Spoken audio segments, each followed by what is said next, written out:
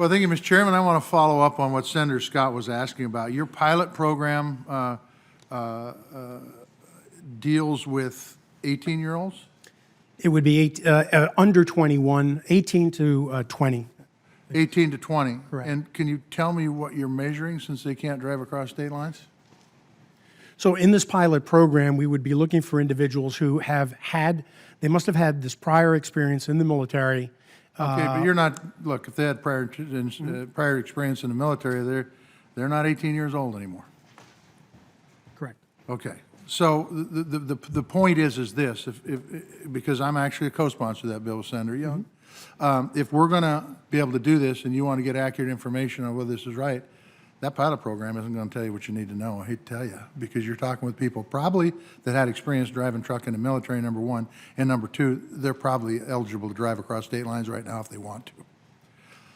I understand that, and that is one of the challenges of the pilot program, honestly. So what I would recommend is, because there's an education component to that bill that Senator Young and I have, is that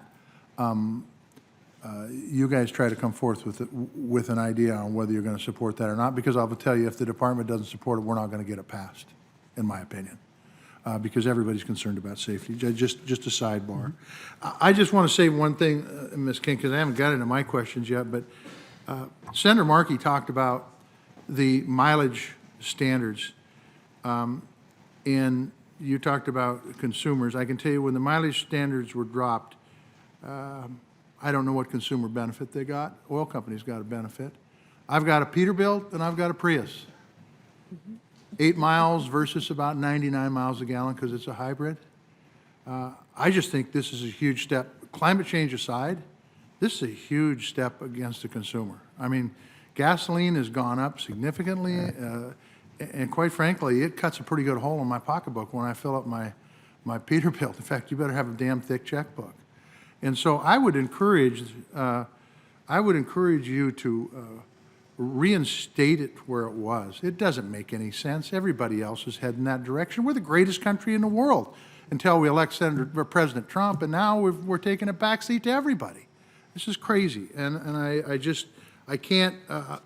Markey and I don't agree on everything, I'll tell you that, but we sure in hell agree on this. This is important. So, Mr. Vittori, I want to talk to you a little bit about Amtrak.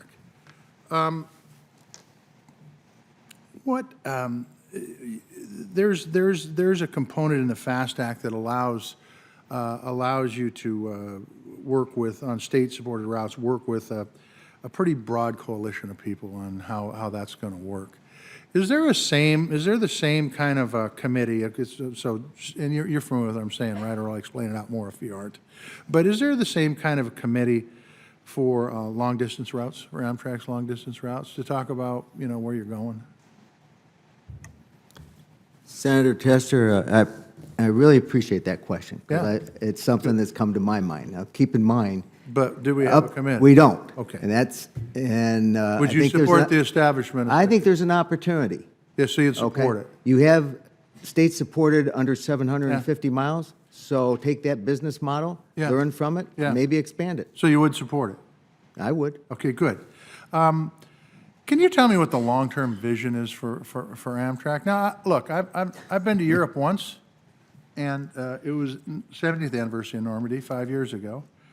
But I've got people that go over all the time, and they come back and they rave about the train service. They just, it happened again this weekend. They absolutely rave about timeliness, cleanliness, in user-friendliness. Are we looking to do away with our train service for passenger purposes, with the exception of what's going on the Eastern Seaboard, or are we looking to expand it and make it better and serve states like Montana to a greater degree? Because there's been some actions taken by Amtrak, and I love CEO Anderson. I loved him when he was Delta president, but he's done some stuff that's really made me upset. Let's just put it that way. So, do we have a long-term plan? Is it to privatize it, is it to do away with it, or is it to make it better? All you'll get from me is an opinion. I can't give you an opinion. Okay. I think Amtrak can best answer that question. Okay, all right. So, last thing, I live 4 blocks from here, okay? I get in that Prius that gets 99 miles a gallon, and I drive here, and every time I drive those 4 blocks, somebody's looking at their damn cell phone when the light turns green and it backs traffic up. Are we doing anything about that? And if we are, what are we doing? And excuse me for running over, Mr. Chairman. Nope.